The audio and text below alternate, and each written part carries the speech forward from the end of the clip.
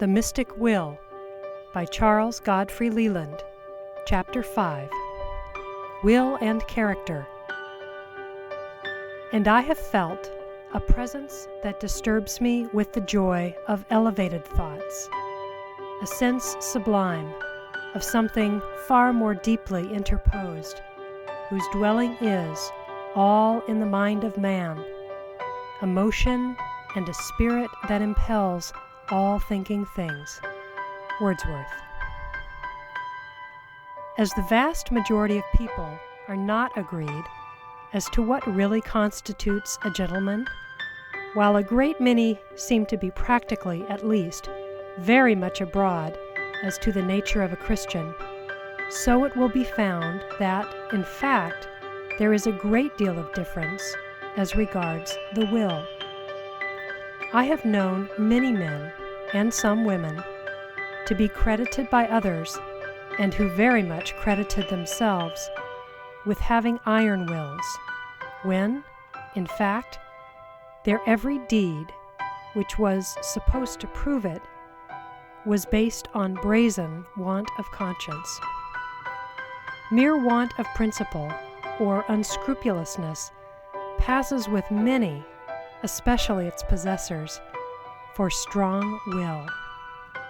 And even decision of character itself, as McGinn remarks, is often confounded with talent. A bold woman always gets the name of clever among fools, though her intellect may be of a humble order and her knowledge contemptible. Among the vulgar, especially those of greedy, griping race and blood, the children of the thief, a robber of the widow and orphan, the scamp of the syndicate, and soulless promoter in South or North America, bold robbery or selfishness without scruple or timidity always appears as will. But it is not the whole of the real thing, or real will in itself. When Mucius Caius Savola thrust his hand into the flames, no one would have greatly admired his endurance if it had been found that the hand was naturally insensible and felt no pain. Nor would there have been any plaudits for Marcus Curtius when he leapt into the gulf, had he been so drunk as not to know what he was about. The will which depends on unscrupulousness is like the benumbed hand or intoxicated soul. Quench conscience as a sense of right and obligation, and you can, of course, do a great deal from which another would shrink, and therefore be called weak-minded by the fools. There is another type of person who imposes on the world and on self as being strong-minded and gifted with will. It is the imperturbable, cool being, always self-possessed, with little sympathy for emotion. In most cases, such minds result from artificial training, and they break down in real trials. I do not say that they cannot weather a storm or a duel, or stand fire, or get through what novelists regard as superlative stage trials, but in a moral crisis, the gentleman or lady whose face is all Corinthian brass is apt, like that brass, in a fire to turn pale.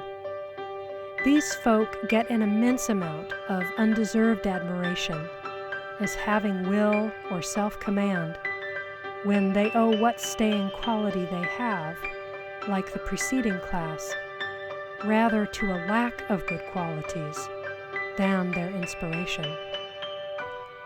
There are, alas, not a few who regard will as simply identical with mere obstinacy or stubbornness, the immovability of the ass, or bull, or bear. That is, they reduce it to an animal power. But as this often or generally amounts in animal or man to mere insensible sulkiness, as far remote as possible from enlightened mental action, it is surely unjust to couple it with the voluntary or pure intelligent will, by which all must understand the very acme of active intellect. Therefore, it follows that the errors, mistakes, and perversions which have grown about will in popular opinion, like those which have accumulated round Christianity, are too often mistaken for the truth. Pure will is and must be, by its very nature, perfectly free. For the more it is hindered, or hampered, or controlled in any way, the less is it independent volition. Therefore, pure will, free from all restraint, can only act in or as moral law. Acting in accordance with very mean, immoral, obstinate motives is, so to speak, obeying as a slave the devil. The purer the motive, the purer the will, and in very truth, the purer, the stronger, or firmer. Every man has his own idea of will according to his morality, even as it is said that every man's conception of God is himself infinitely magnified, or, as Sidney Smith declared, that a certain small clergyman believed that St. Paul was 5 feet 2 inches in height and wore a shovel hat. And here we may note that if the fundamental definition of a gentleman be a man of perfect integrity, or one who always does simply what is right, he is also one who possesses will in its integrity. Therefore, it follows that if the pure will, which is the basis of all firm and determined action, be a matter of moral conviction, it should take the first place as such. Napoleon I was an exemplar of a selfish, corrupted will, Christ the perfection of will in its purity. And if I can make my meaning clear, I would declare that he who would create within himself a strong and vigorous will by hypnotism or any other process will be most likely to succeed if, instead of aiming at developing a power by which he may subdue others and make all things yield to him, or similar selfish aims, he shall, before all, seriously reflect on how he may use it to do good. For I am absolutely persuaded, from what I know, that he who makes altruism and the happiness of others a familiar thought to be coupled with every effort, even as a lamb is always painted with or appointed unto St. John, will be the most likely to succeed. There is something in moral conviction or the consciousness of right which gives a sense of security or a faith in success which goes far to secure it. Hence, the willing the mind on the following day to be at peace, not to yield to irritability or temptations to quarrel, to be pleasing and cheerful, in short, to develop good qualities, is the most easily effected process. Because where there is such self-moral suasion to a good aim or end, we feel, and very justly, that we ought to be aided by the Deus in nobis, or an overruling providence, whatever its form or nature may be. And the experimenter may be assured that if we can by any means will or exorcise all envy, vanity, folly, irritability, vindictiveness, in short, all evil, out of ourselves, and supply their place with love, we shall take the most effective means to secure our own happiness as well as that of others. All of this has been repeated very often of late years by altruists, but while the doctrine is accepted both by agnostics and Christians as perfect, there has been little done to show men how to practically realize it. But I have ever noted that in this pilgrim's progress of our life, those are most likely to attain to the celestial city and all its golden glories, who, like Christian, start from the lowliest beginnings.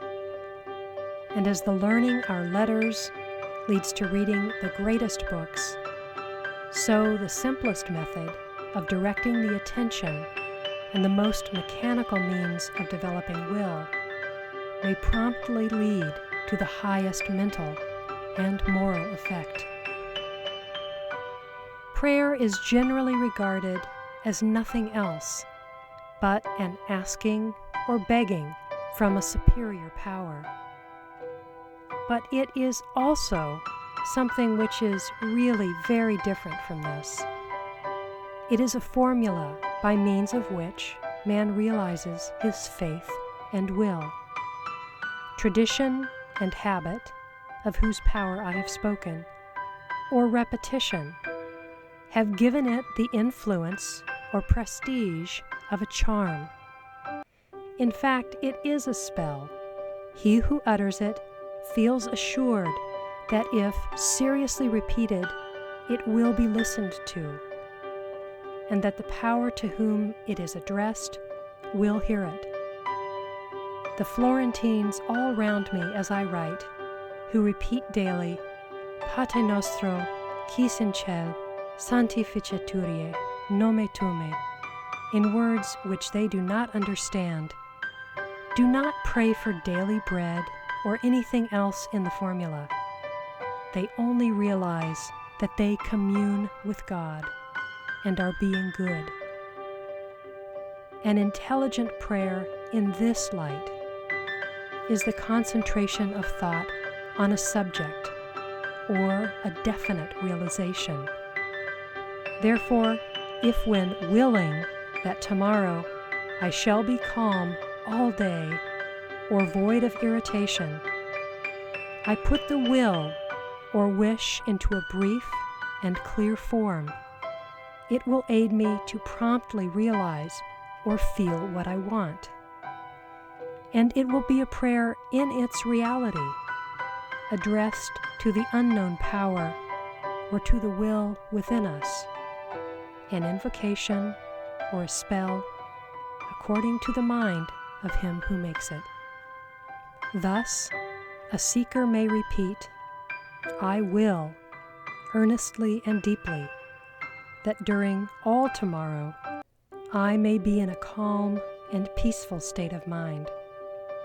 I will, with all my heart, that if irritating or annoying memories or images or thoughts of any kind are in any way awakened, that they may be promptly forgotten and fade away. I would advise that such a formula be got by heart till very familiar, to be repeated but not mechanically before falling to sleep. What is of the very utmost importance is that the operator shall feel its meaning and at the same time give it the impulse of will by the dual process before described. This, if successfully achieved, will not fail, at least with most minds, to induce success. This formula or spell will be sufficient for some time. When we feel that it is really beginning to have an effect, we may add to it other wishes. That is to say, be it clearly understood that by repeating the will to be calm and peaceful day after day, it will assuredly begin to come of itself, even as a pigeon which hath been told every day at a certain hour to find corn or crumbs in a certain place, will continue to go there, even if the food cease. However, you may renew the first formula if you will. Then we may add gradually the wish to be in a bold or courageous frame of mind, so as to face trials as follows. I will, with all my soul, earnestly and truly, that I may be on the morrow and all the day, deeply inspired with courage and energy, with self-confidence and hope. May it lighten my heart and make me heedless of all annoyances and vexations which may arise. Should such come in my way, may I hold them at no more than their real value, or laugh them aside. Proceed gradually and firmly through the series, never trying anything new until the old has fully succeeded. This is essential, for failure leads to discouragement. Then, in time, fully realizing all its deepest meaning, so as to impress the imagination, one may will as follows. May my quickness of perception or intuition aid me in the business which I expect to undertake tomorrow. I will that my faculty of grasping at details and understanding their relations shall be active. May it draw from my memory the hidden things which will aid it. The artist or literary man or poet may in time earnestly will to this effect. I desire that my genius, my imagination, the power which enables man to combine and create, the poetic or artist spirit, whatever it may act in me tomorrow, awakening great thoughts and suggesting for them beautiful forms. He who expects to appear in public as an orator, as a lawyer pleading a case, or as a witness, will do much to win success, if, after careful forethought, or reflecting on what it is that he really wants, he will repeat, I will that tomorrow I may speak or plead with perfect self-possession and absence of all timidity or fear. Finally, we may, after long and earnest reflection on all which I have said, and truly not till then, resolve on the master spell to awaken the will itself in such a form that it will fill our soul, as it were, unto which intent it is necessary to understand what will really means to us in its purity and integrity. The formula may be, I will that I may feel inspired with the power, aided by calm determination, to do what I desire, aided by a sense of right and justice to all. May my will be strong and sustain me in all trials. May it inspire that sense of independence of strength which, allied to a pure conscience, is the greatest source of happiness on earth. If the reader can master this last, he can by its aid progress infinitely. And with the few spells which I have given, he will need no more, since in these lie the knowledge and key and suggestion to all which may be required. Now it will appear clearly to most that no man can long and steadily occupy himself with such pursuits without morally benefiting by them in his waking hours, even if autohypnotism were all mere imagination in the most frivolous sense of the word. For he who will himself not to yield to irritability can hardly avoid paying attention to the subject and thinking thereon, check himself when vexed. And, as I have said, what we summon by will ere long remains as habit, even as the elves, called by a spell, remain in the tower. Therefore, it is of great importance for all people who take up and pursue to any degree of success this art or science, that they shall be actuated by moral and unselfish motives, since achieved with any other intent, the end can only be the bringing of evil and suffering into the soul. For as the good, by strengthening the will, make themselves promptly better and holier, so he who increases it merely to make others feel his power will become with it wickeder, yea, and thrice accursed. For what is the greatest remedy is often the strongest poison. Step by step, science has advanced of late to the declaration that man thinks all over his body, or at least experiences those reflected sensations or emotions which are so strangely balanced between intellectual sense and sensation that we hardly know where or how to class them. The sensitive plexi of our whole organism are all either isolated or thrown into simultaneous vibration when acted on by thought. So the will may be found acting unconsciously as an emotion or instinct, or developed with the highest forms of conscious reflection. Last of all, we find it probably as the result of all associated functions or powers, at the head of all, their executive president. But is it the exponent of correlated forces? There indeed doctors differ.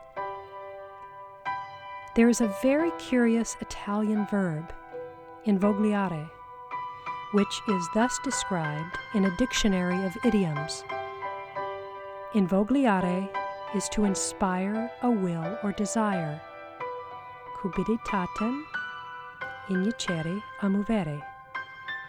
To invogliare anyone is to awake in him the will or the ability or capacity, an earnest longing or appetite, an ardent wish, alicuius re cupiditatem a desiderium alicni movere, to bring into action a man's hankering, solicitude, anxiety, yearning, ardor, predilection, love, fondness, and relish, or aught which savors of willing. Our English word, inveigle, is derived from it, but we have none precisely corresponding to it, which so generally sets forth the idea of inspiring a will in another person. Suggestion is far more general and vague. Now, if a man could thus in-will himself to good or moral purpose, he would assume a new position in life. We all admit that most human beings have defects or faults of which they would gladly be freed, however incorrigible they appear to be, but they have not the patience to effect a cure, to keep to the resolve, or prevent it from fading out of sight. For a vast proportion of all minor sins, or those within the law, there is no cure sought. The offender says and believes, "It is too strong for me." And yet these small, unpunished offenses cause 1,000 times more suffering than all the great crimes. Within a generation, owing to the great increase of population, prosperity, and personal comfort, nervous susceptibility has also gained in extent. But there has been no check to petty abuse of power, selfishness, which always comes out in some form of injustice or wrong, or similar vexations. Nay, what with the disproportionate growth of vulgar wealth, this element has rapidly increased, and it would really seem as if the plague must spread ad infinitum, unless some means can be found to invogliare and inspire the offenders with a sense of their sins and move them to reform. And it is more than probable that if all who are at heart sincerely willing to reform their morals and manners could be brought to keep their delinquencies before their consciousness in the very simple manner which I have indicated, the fashion or mode might at least be inaugurated. For it is not so much a moral conviction or an appeal to common sense which is needed, as writers on ethics all seem to think, but some practical art of keeping men up to the mark in endeavoring to reform, or to make them remember it all day long, since out of sight, out of mind, is the devil's greatest help with weak minds. End of Chapter 5. Recording by Roz Mason.